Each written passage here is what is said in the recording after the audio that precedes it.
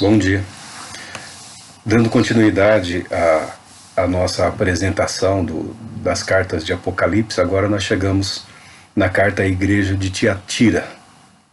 Ao anjo da igreja em Tiatira escreve: assim declara o Filho de Deus, cujos olhos são como chama de fogo e os pés como bronze reluzente. Conheço as tuas obras, o teu amor, a tua fé, o teu ministério, a tua perseverança, bem como sei que estás servindo muito mais agora do que no princípio. Graças a Deus pela sua palavra. Iniciamos essa série de estudos, uma apresentação por Apocalipse, por quê? Como muitos outros livros, muitas outras cartas, ela é destinada especificamente aos cristãos, ao povo que pertence ao Senhor Jesus Cristo. Podíamos ter começado por João 3,16? Podíamos. E podemos citar João 3,16 para fortalecer o que estamos dizendo aqui. Porque Deus amou o mundo de tal maneira que deu seu Filho unigênito para que todo aquele que nele crê não pereça, mas tenha a vida eterna. O amor de Deus abrange toda a criação. O amor de Deus abrangeu toda a criação por ele realizada, porque, como tudo que Deus realiza, o propósito é a perfeição, é a santidade. Tudo criado para a honra, glória e louvor do próprio Criador. A Bíblia declara que Deus amou o mundo a ponto de dar o seu Filho unigênito, Jesus Cristo, para que todo aquele que nele crê não pereça. Ponto. A vida de Jesus Cristo foi dada para salvar não toda a criação, mas aqueles que nele creem. Aqueles que de fato pertencem a Jesus Cristo. Há uma diferenciação. A obra realizada por Jesus Cristo, planejada desde a eternidade, teve o propósito de agradar ao Pai, de glorificar ao Pai, de honrar ao Pai. Tudo que Jesus Cristo realizou foi com o objetivo de honrar o Pai, o Criador. Ele se fez homem, viveu entre nós, sofreu entre nós, carregou o jugo da humanidade e na cruz sofreu pelos pecados, foi morto, ressuscitou e subiu aos céus. Jesus Cristo isto realizou para a salvação da minha vida, da sua vida, das nossas vidas, para que nós tivéssemos acesso ao plano de Deus que nos concede pela fé em Cristo Jesus a vida eterna. É sempre aqui o que é declarado, o que Jesus, ao final de cada carta, reafirma, é a garantia da salvação eterna. Receberemos em Cristo Jesus vida para toda a eternidade. Mas se beneficiou única e exclusivamente os cristãos, o que fez pelo mundo? Fez muito. Fez muito pela humanidade, fez muito pela criação. Suspendeu o juízo. Ninguém nunca poderá dizer que não teve tempo suficiente, que não teve oportunidade nesta vida. Quando Jesus Cristo completou a obra de salvação, poderia ter vindo imediatamente o juízo. Ele poderia ter arrebanhado os dele, numa união perfeita e eterna, e iniciado o juízo da humanidade ímpia. Mas ele assim não fez. Não fez para que se revelasse o grande mistério chamado igreja. O que Deus sempre tentou mostrar aos judeus, ao povo judeu, e ele sempre teve alguma dificuldade, ou muita dificuldade em reconhecer que a salvação planejada por Deus não estava limitada ao povo de Israel. Naqueles tempos, antes da vinda de Jesus, o Cristo, nós falamos Jesus Cristo como se esse fosse o nome, tornou-se o nome do nosso Senhor. Mas Cristo, você já sabe, é a palavra que significa Messias, ungido. é da nossa cabeça falar que os apóstolos, que os discípulos se converteram a Jesus Cristo, né? Mas na verdade eles reconheceram em Jesus o Messias que eles aguardavam. Havia muitas dissidências entre os judeus naquela época, havia muita animosidade entre eles, havia um grande número de grupos que lutavam entre si, mas todos, de um modo geral, aguardavam a vinda do Messias, aguardavam a restauração do reino a Israel, aguardavam o julgamento das nações ímpias que oprimiam o povo de Deus. Quando João Batista surgiu pregando arrependimento, ele fez um trabalho magnífico preparando a vinda do Senhor. Quando Jesus iniciou seu ministério, não foram poucos que reconheceram nele o Messias, muito embora tivesse alguma dificuldade, porque não viam em Jesus nenhuma intenção bélica, não viam nele, naquele momento, nenhuma intenção de travar uma batalha. Não havia nele, naquele momento, nenhuma aspiração política internacional. Havia nele o desejo sincero de salvar o povo escolhido, o povo de Israel, o povo judeu. E ele trabalhou para conquistar os corações daquele povo. E um bom número deles reconheceu em Jesus o Cristo, em Jesus o Messias. Um bom número. Mas não o suficiente.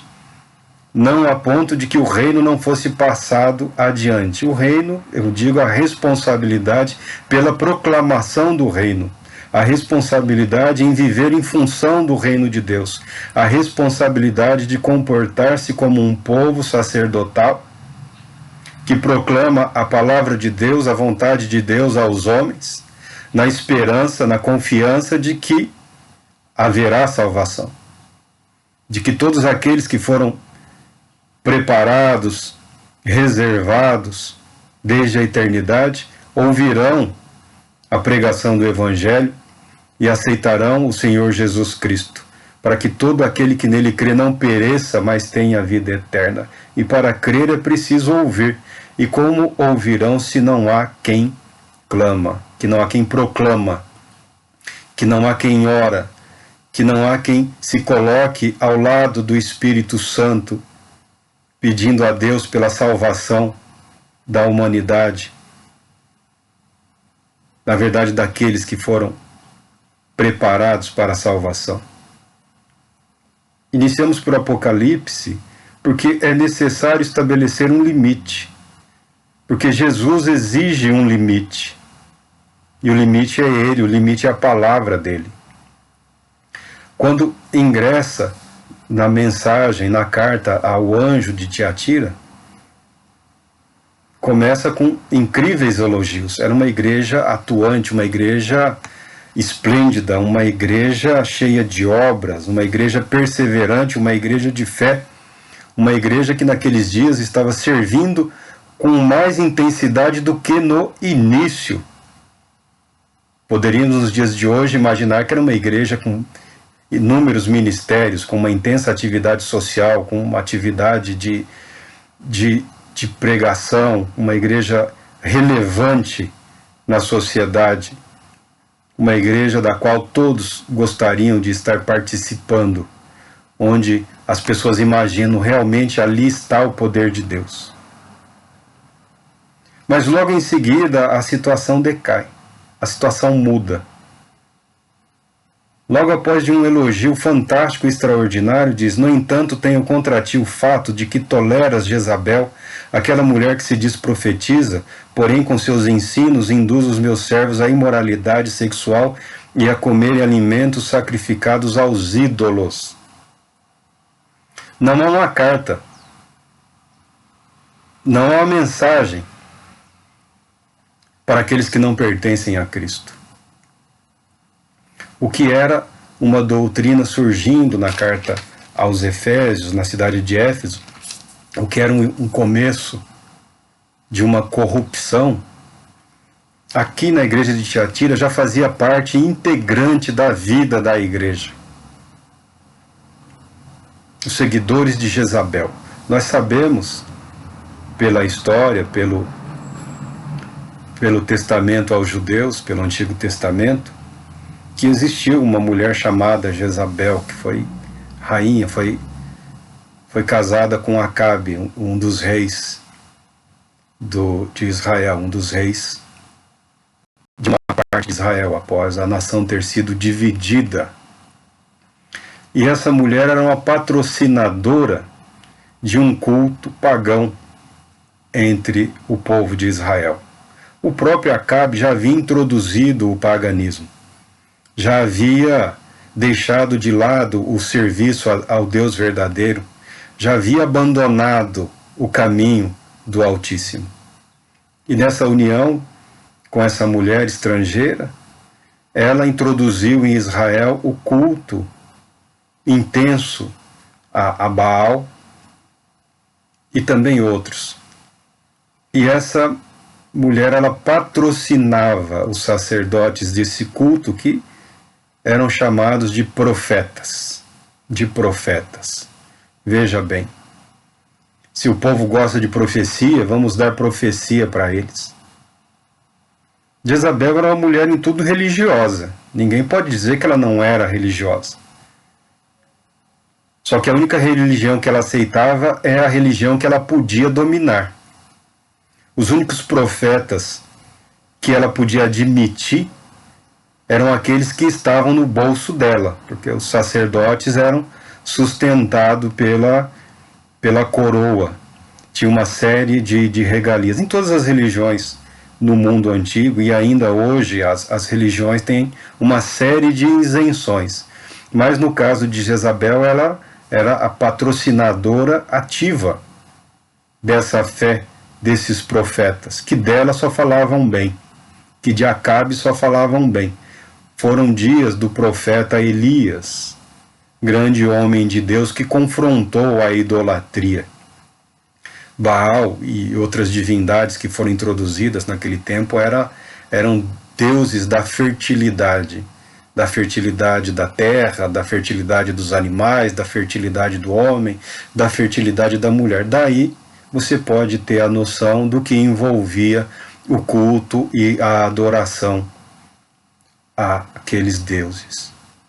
E nessa igreja maravilhosa, magnífica de Tiatira, o Senhor declara que havia uma tolerância indevida com a imoralidade sexual e com a confusão da idolatria, com a confusão de comerem alimentos sacrificados aos ídolos. Não dá para deixar de ver aqui o culto ao imperador, que era terrível naquela época, né? Era quase que uma obrigação. O Império Romano impunha aos seus cidadãos a obrigação de prestar culto ao imperador como se ele fosse um deus. Era uma coisa... Você pode falar assim, mas as pessoas sabiam que ele não é Deus, mas o culto existia. E se você sabe que ele não é Deus, por que você o adora? E se você sabe que isso não é verdadeiro, por que você participa? E você sabe que isso não tem poder para salvar, então por que você se alimenta disso? Não falo de comida, bebida, eu estou falando do conhecimento. As coisas profundas de Satanás eram toleradas, como nós podemos ver mais adiante nesse texto. Que coisas profundas de Satanás são essas? Não estão na palavra de Deus. É isso que o Senhor declara.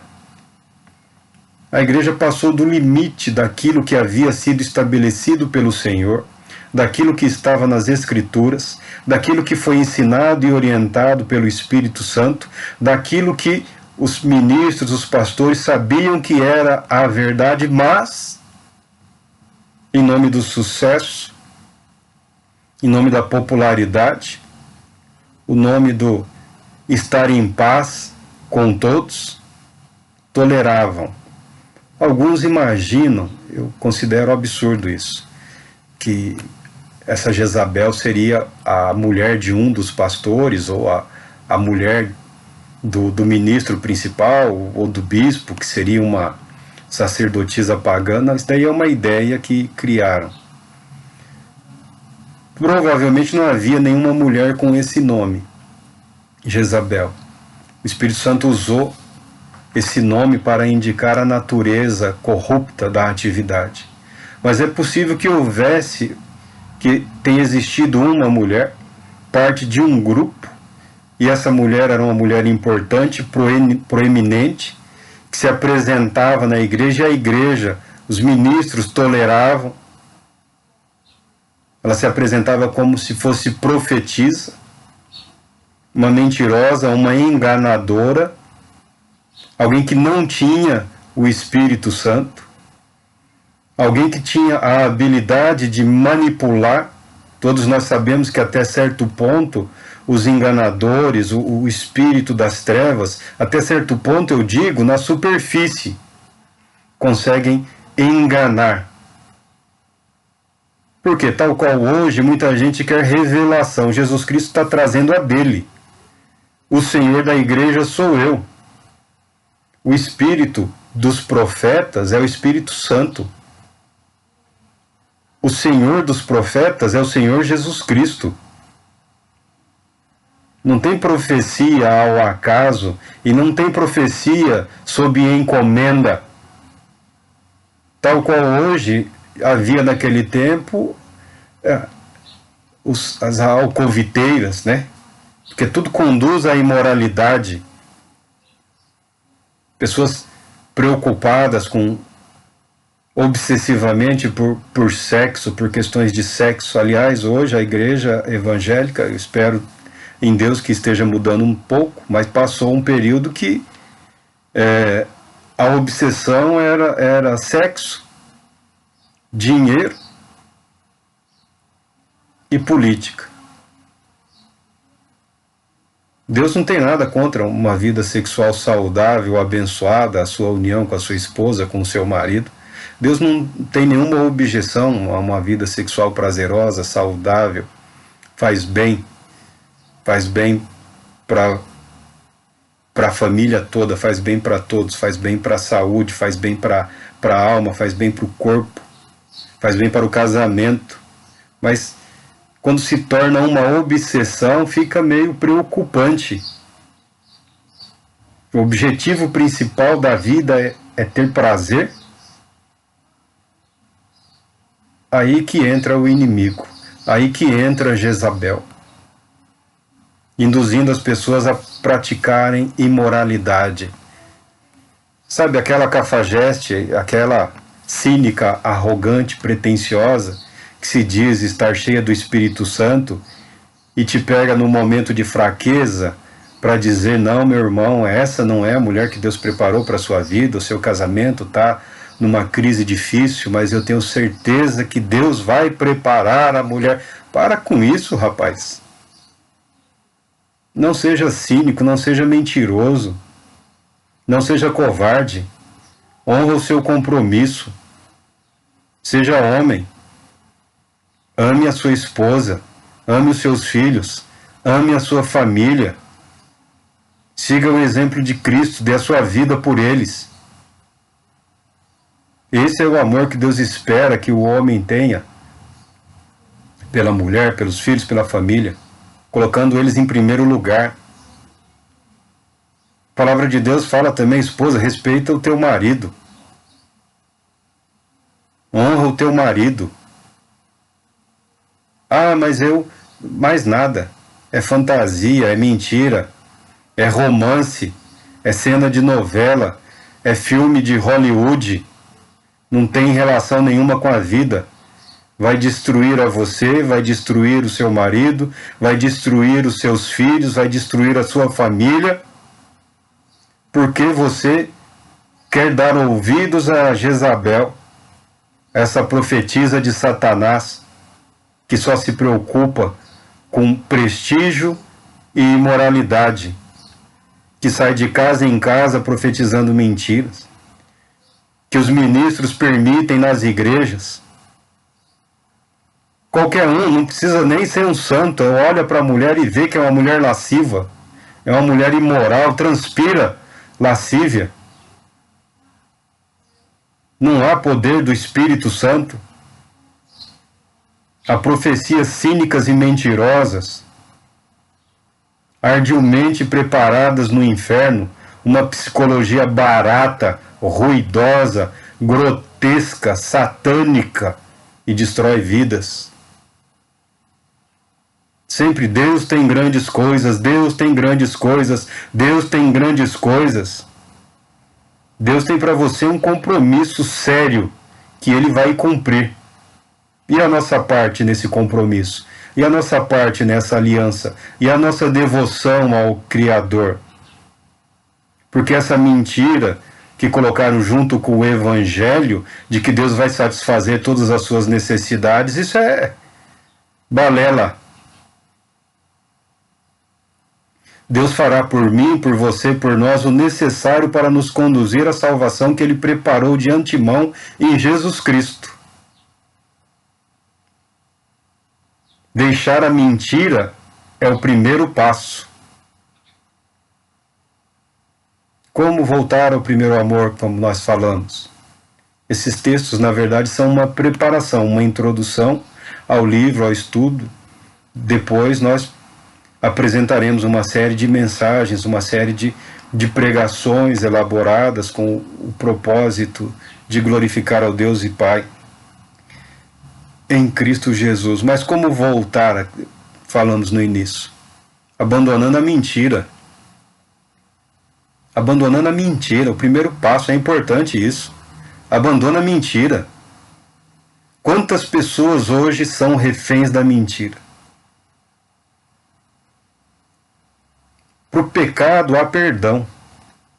É um processo difícil, às vezes longo, sempre doloroso. Mas para o pecado há perdão. Há uma provisão de perdão, mas para a mentira, quantas pessoas hoje não se tornaram prisioneiras, reféns da mentira? Da mentira e do medo.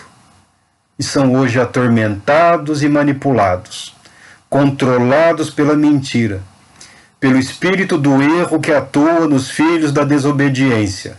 Se você é um refém da mentira, você está exposto às Jezabels que aparecem mundo afora, igreja adentro, metendo o pé na porta, fazendo show, fazendo espetáculo, destruindo vidas, arrastando pessoas para o domínio de Satanás.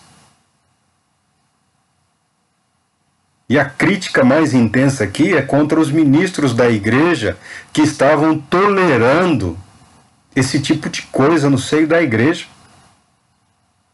Como se não houvesse a palavra de Deus para anunciar a verdade. Como se o Espírito de Deus não estivesse ali presente para proclamar e desmascarar a mentira, para proclamar e anunciar a verdade que é Jesus Cristo. Nunca faltou inspiração na igreja, o Espírito nunca deixou de inspirar homens e mulheres para proclamarem a verdade do Evangelho, nunca deixou de capacitar a todo aquele que realmente crê a viver em obediência à verdade. Nunca. A tolerância ao erro, a tolerância ao falso, ao fácil, porque Jezabel apresenta o caminho fácil.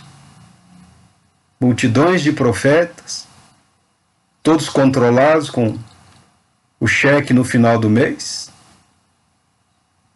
todos dizendo, não, é uma palavra poderosa, é a vontade, não. Eram profetas da mentira. Aliás, um dos mecanismos, uma das técnicas que a igreja, chamada igreja primitiva, a igreja do primeiro século, a igreja cristã, profeta que pede pagamento, meu irmão, bicudo, rua. Como você pode cobrar por algo que não é seu? Como você pode trocar o que é espiritual por material? Como você pode trocar a palavra de Deus por dinheiro? Dinheiro é importante. Claro que dinheiro é importante, mas qual o problema de ter um trabalho, de ter um emprego? Sejamos francos. Tem ninguém profetizando 8 horas, 12 horas por dia aí. São poucos os que pregam 2, 3 vezes por dia. Ah, mas é muito trabalhoso ter que ouvir. Eu entendo, é trabalhoso, então faça o seu trabalho.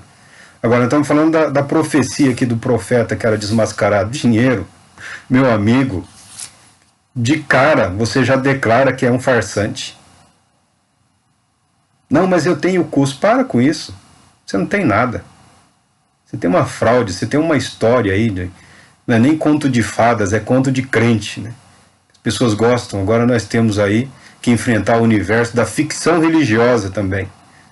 Não bastasse a ficção literária, a ficção científica, agora tem também a ficção religiosa para agradar o estômago gigante de gente que não quer se entregar verdadeiramente a Jesus Cristo. Ficou ouvindo historieta fabricada entre risada, piada, no meio de churrasquinho, de comilança, de bebedeira, coisa fantasiada, preparada, num ambiente mesquinho, porco, imundo, e ainda aplaude, e ainda glorifica a Deus. Para com isso. Hora de acordar, hora de se decidir, hora de se colocar de pé e falar a verdade. Senhor, eis-me aqui. E aguentar a pergunta dele, né? Eis você aqui para quê? Porque essa é uma verdade. Deus Todo-Poderoso decidiu proclamar o Evangelho através dos homens, através da humanidade, através das mulheres, homens e mulheres. E o próprio Jesus Cristo se maravilhou dizendo que Deus havia revelado principalmente aos pobres, aos simples, aos humildes, e não aos ricos e poderosos. Nós vemos a comunidade apostólica, pessoas simples, pessoas que viviam do trabalho. Nós vemos na comunidade apostólica também chegando sacerdotes, pessoas que viviam do trabalho, pessoas dedicadas, pessoas que queriam realmente saber de Deus. Mas Deus, de fato, não precisa de nós. Não há em Deus essa necessidade. Nós somos a evidência do amor de Deus para com a sua própria criação. Nos salvar é um ato voluntário e espontâneo da parte do Todo-Poderoso. Não havia nele essa necessidade. A humanidade fracassou em Adão. Adão fez uma escolha. Jesus Cristo veio para oferecer uma nova oportunidade, não para garantir a humanidade criada por Deus, para garantir a eternidade, para garantir o plano e o propósito de Deus. Por isso a salvação é destinada àqueles que creem em Jesus Cristo. Não é por ter nascido numa família, num credo, ou numa determinada região do planeta, que é oferecida ou garantida a salvação. É pela fé. Para que não haja arrogância, para que não haja presunção, para que não exista orgulho da parte de ninguém. É pela fé. Por isso Abraão é considerado o pai da fé. Aquele que creu em Deus e obedeceu a Deus e viveu aguardando a promessa de Deus, mesmo sabendo que não viveria para vê-la concretizada, ele acreditou. É o pai da fé. Aquele que acreditou antes de ver. Aquele que ouviu e obedeceu. E a igreja de Tiatira, ou a igreja de hoje, ou esta ou aquela igreja, o Senhor declara: concedi-lhe tempo para que se arrependesse da sua prostituição, mas ela não quer arrepender-se. Portanto, eis que a farei adoecer e enviarei grande aflição sobre aqueles que com ela cometem adultério, a não ser que se arrependam das suas más ações. Há um chamado ao arrependimento. A proposta, a palavra de Cristo, ela é sincera e é verdadeira. Eu gostaria de acreditar que essas pessoas tenham ouvido e se convertido. Mas a verdade da palavra de Deus, quando ele chama ao arrependimento, ele afasta aquele que não quer nenhum compromisso real e sincero com ele. Porque se tem uma coisa que o falso profeta não é ignorante das questões espirituais. Ele sabe que há necessidade de uma entrega. E é isso que essas pessoas não querem, se entregar a Deus. Tentar manipular o poder de Deus, tentar manipular a presença do Espírito Santo, simulando, fingindo, vergonhoso, humilhante, e as pessoas aceitando. Não, mesmo com essas ideias, com essas práticas, ela acaba trazendo muita gente. Olha como a igreja está cheia. Está cheia. Está cheia. Está cheia. Está cheia da presença satânica, está cheia da mentira, está cheia de corrupção, está cheia de perversão, está cheia de imoralidade. De que adianta tanto choro, tanta lágrima, se não há uma mudança, uma conversão verdadeira e genuína? Não adianta nada. Até as lágrimas podem ser manipuladas, essa é a verdade. Até o choro pode ser falseado. O sofrimento pode ser verdadeiro, mas a manifestação é falsa. Matarei os seguidores dessa mulher, e todas as igrejas saberão que eu sou aquele que sonda mentes e corações, e portanto retribuirei a cada um de vós de acordo com as vossas obras.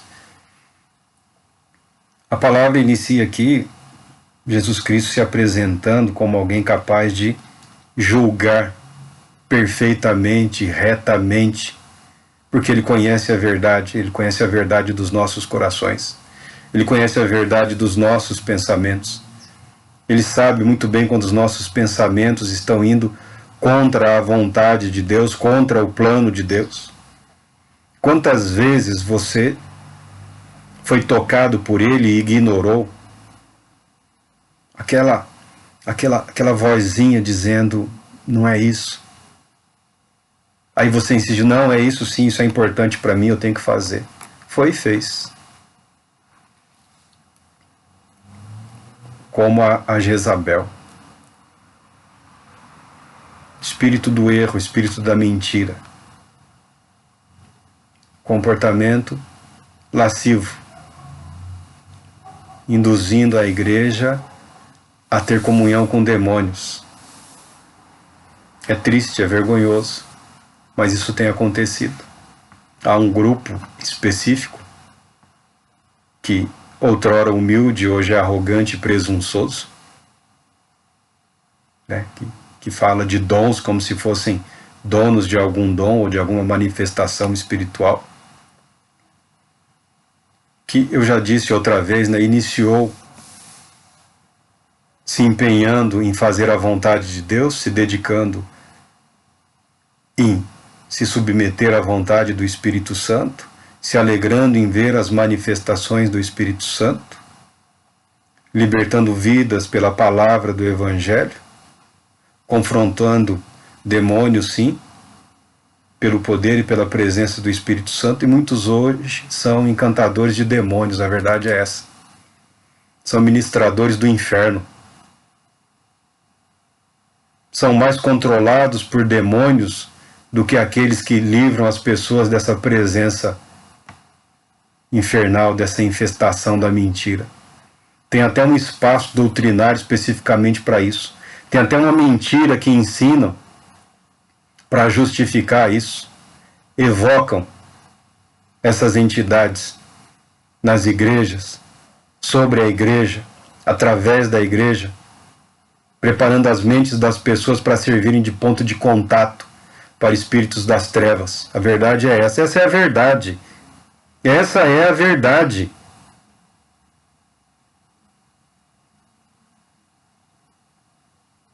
Permitindo que Satanás se manifeste através de pessoas. Expulsar demônio é uma coisa, evocar demônios é outra coisa. Essa falsa ideia de que tudo tem uma origem em Satanás, todo erro, todo pecado, toda falha. Nós somos confrontados no mundo, lutamos contra, na nossa vida, contra a carne, contra o diabo e contra o eu, contra o ego.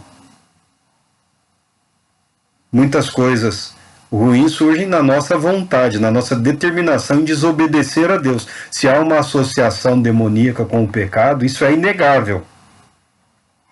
Se há uma opressão para induzir ao pecado, isso é inegável.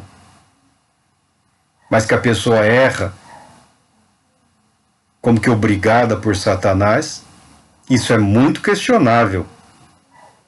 Porque uma pessoa inteligente, uma pessoa racional, uma pessoa dona da sua consciência, ela decide antes de fazer. Escolhe a roupa, escolhe o alimento, escolhe o trabalho, escolhe o emprego, decide por tudo. Em certas questões, não, ela foi totalmente dominada. Não, ela errou feio. Tomou a decisão errada, está arcando com as consequências. Mas há perdão se houver arrependimento. Agora, usar a fraqueza das pessoas, o pecado, o sentimento de culpa, a necessidade de perdão para evocar demônios, para se exibir, você é um seguidor de Jezabel. Pode estar entre os ministros, pode ter tempo de ministério, pode ter feito o que for feito. Se alguma coisa boa foi realizada pela sua vida, através da sua vida, foi o Espírito Santo, não foi você. E agora, no vazio de poder por causa dos seus próprios pecados, você se dedica ao inferno, trazendo o inferno para a vida das pessoas, para a casa das pessoas. Onde você vai tem Satanás, onde você vai tem demônio. Não há paz, não há alegria na sua presença. Não há comunhão do Espírito Santo, não há esperança. Só há culpa e medo, só há culpa e medo. Mas onde está essa culpa e esse medo? É em você, meu irmão. A Bíblia declara que a alegria do Senhor é a nossa força.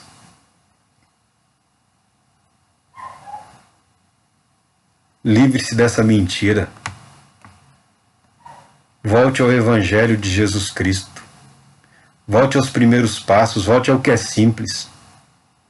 Para com segredo, com secreto, com madrugadas escondidas. Volta para a luz do dia. Volta para a luz, volta para Deus, volta para Cristo, volta para a simplicidade e o poder que há no Evangelho de Jesus Cristo. O Senhor ameaça, e Ele certamente cumpre, expor todas essas mentiras. Fala em matar, em destruir Jezabel e seus seguidores. Não entendo como uma ameaça de morte física, porque as pessoas já somos condenados à morte mesmo. Mas ele fala de expor para todos toda aquela imundície que está encoberta por uma falsa religiosidade.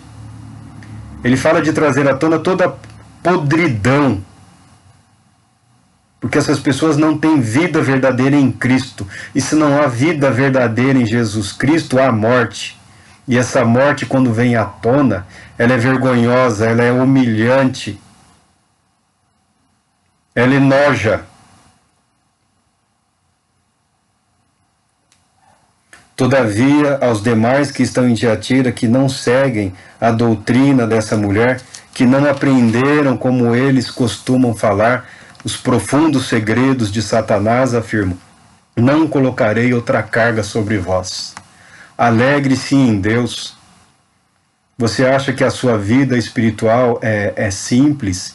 Você talvez pense que te falta dom, te falta poder. Meu irmão, você está no caminho certo. É nessa humildade que o Senhor te carrega. É nessa fraqueza que Ele te fortalece. É nessa dependência de Deus dia a dia que você vai ganhar a vida eterna. Não se preocupe com o exibicionismo. Não se encante com os dons barulhentos. Não se deixe levar pelas manifestações de poder sem vida. Nós vemos isso no mundo. Todo o avanço tecnológico humano é voltado à destruição e à morte. Como se não bastasse a nossa mortalidade, o ser humano ainda constrói máquinas e mais máquinas, ferramentas e meios para destruição da vida, ou seja, ele só piora o que está ruim. Tem uma nação aí que se orgulha, um país aí, tem outros também, se orgulham de ter armas suficientes para destruir a humanidade dezenas de vezes, como se uma vez não fosse suficiente. Um orgulho satânico, um orgulho diabólico. E se alguém falar para eles que eles não parecem ser cristãos, é capaz deles explodirem a sua casa, destruírem a sua vida e a sua reputação na internet, acabarem com a sua família. Você está passeando de carro, um drone explode você. Porque você não acha que eles são o máximo, que eles são o auge, que eles são tudo. Na igreja também tem esses loucos, esses delirantes. Pessoas que não podem ser confrontadas, que não podem ser questionadas. Escuta, rapaz, que negócio é esse? Ontem mesmo eu estava te ouvindo e hoje você aqui, que conversa é essa? Faça isso e sua vida será destruída. Fala, mas que negócio? De onde veio isso daí? Eu ajudo na tesouraria, você não recebe para isso, meu irmão. Ô reverendo, você não recebe. Essa casa aí em Rio Preto, esse apartamento aí, não dá não. Acreditamos nas bênçãos da prosperidade, mas do céu não cai dinheiro. Ele sabe que você está queimado, você está acabado, né? Se disser pro ladrão que ele é ladrão, você... Não pode ser dito. Você falar pro adúltero que ele é um porco imundo, rapaz, você fez um inimigo. Mas o cara é um adúltero. O cara é um porco. Expondo a dignidade da esposa, expondo a família. Não pode falar, é um homem de Deus. Não, é um porco. Não é assim, Marcos. Você tem que ser tolerante. Eu sou tolerante, você vive do jeito que você quiser. Eu sou um dos que defendem a liberdade nessa vida para que as pessoas vivam de acordo com aquilo que acreditam. O que eu só não posso me submeter é alguém que se diz ministro, ou profeta, ou profetiza, e não é. Ah, você não sabe o que eu passei. Não sei e não me interessa. Que o que você passou e o que viveu não foi para Deus, não foi para mim.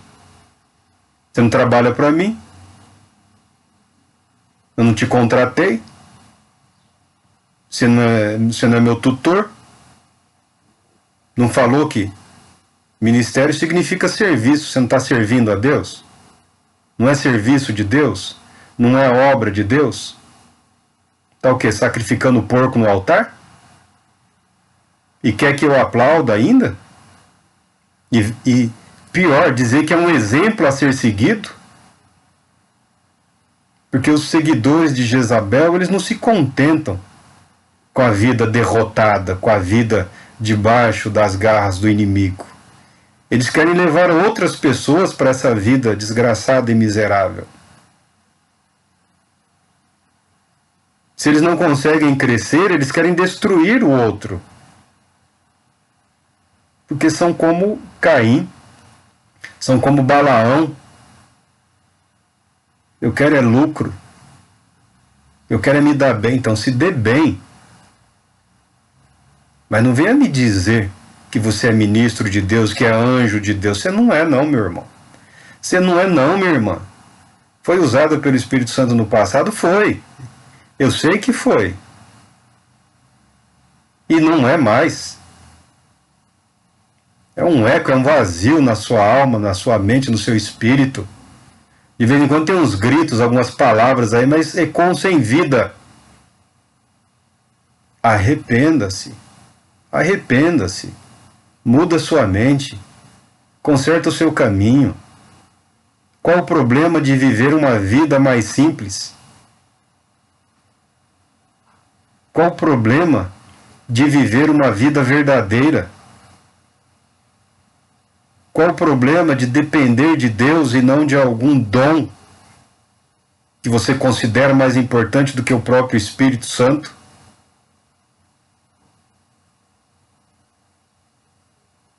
Arrependa-se. Nunca é tarde para arrepender-se. Até que seja tarde demais, é isso que Jesus declara. Sempre há tempo. A palavra de Deus declara que Deus não fará coisa alguma sem antes revelar o seu segredo aos seus servos, os profetas. E João é profeta. João tem a palavra de Deus na boca dele. Teve uma revelação de Jesus Cristo em glória.